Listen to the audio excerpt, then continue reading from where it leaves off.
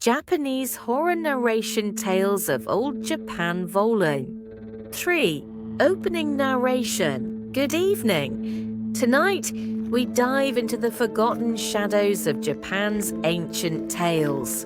These stories were whispered through generations, sealed in ink and buried in time. But even now they stir. Are you ready to hear what should have stayed hidden? Welcome to Tales of Old Japan Volume 3. Please don't listen alone. Episode 1, The Woman Beneath the Bell. In a remote village, a massive iron bell stood in the temple yard.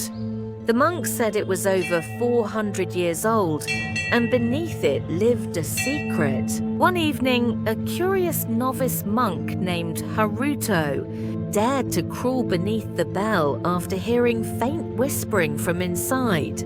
As he touched the metal, it suddenly grew ice cold. He pressed his ear to its side. A woman's voice whispered, "Set me free, I still remember the fire." The next day, Haruto returned with tools, trying to lift the bell. The abbot warned him, what is buried under silence should remain silent. But Haruto was determined. When he finally lifted the bell, he found an old charred skeleton, arms twisted, face frozen in agony. Beside it, a scorched kimono and a melted hairpin. The wind howled that night. The temple bell rang by itself, though no one touched it. And Haruto? He vanished. Only ashes were found in his room. Episode 2, The Crimson Umbrella. In the Edo period, a traveling merchant purchased a red paper umbrella from a strange vendor at twilight. The vendor spoke no words, only bowed. That night, the merchant noticed something odd. Wherever he walked, the umbrella always cast a red shadow, never black. Even under the moonlight. As the days passed, he began to hear dripping water. It came from above, though the skies were clear. Then came the whispers. You promised to take me home." Desperate, the merchant tried to return the umbrella. But the vendor was gone. No one in the town remembered him. The final straw came when he opened the umbrella and saw a pale hand gripping the inner frame. He threw it into the river. The next morning, villagers found him drowned, face twisted in horror, and in his cold, lifeless hand was the crimson umbrella. Episode 3, The Koto That Sang at Night. A young noblewoman named Aika was gifted a beautiful koto-an ancient string instrument by her grandmother. The wood was dark, the strings silver. It played hauntingly beautiful melodies. But at night, when Aika wasn't playing it, the koto still played.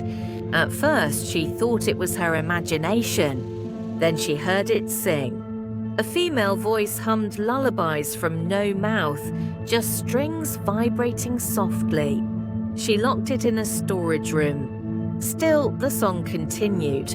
Aika's maid once opened the room at midnight and saw a headless woman sitting before the koto, bloody fingers strumming the strings. They tried to burn the instrument.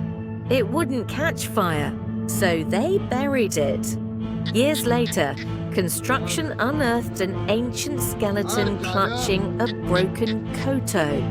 That night, in the new building that stood above it, music played once more. Episode 4, The Shadow on the Tatami. In a mountain inn, a guest named Naoki complained about a stain on the tatami mat in his room. It looked like a dark silhouette, perfectly human-shaped. The innkeeper nervously explained it had always been there. It wouldn't come off. Curious, Naoki stayed anyway. That night, as he lay in bed, he realized something chilling. The shape had moved. Now it was sitting next to his futon. He blinked. It leaned closer. He screamed and ran from the room. Later, a priest blessed the inn and the shadow vanished. But Naoki was never the same. He refused to sleep on tatami ever again, and in photos taken of him after that night, a black silhouette always stood behind him. Episode 5, The Fox's Mask. In a village famed for its harvest festivals, a boy found a fox mask in the shrine's storage room.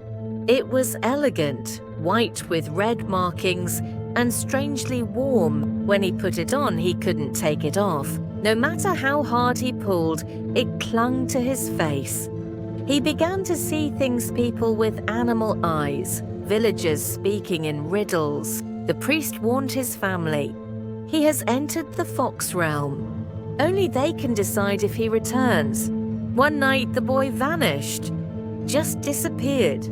Years later, during a festival, a dancer wearing the exact same mask performed flawlessly. When asked who he was, he simply replied, "I was chosen."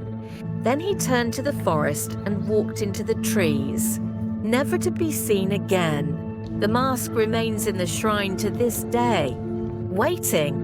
Ending narration. Thank you for listening to Tales of Old Japan Volume 3.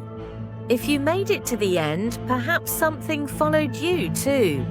The spirits we speak of, they only need a name, a memory, or your attention to awaken. So if anything feels colder tonight, just remember you were warned. Until next time, sleep well if you can.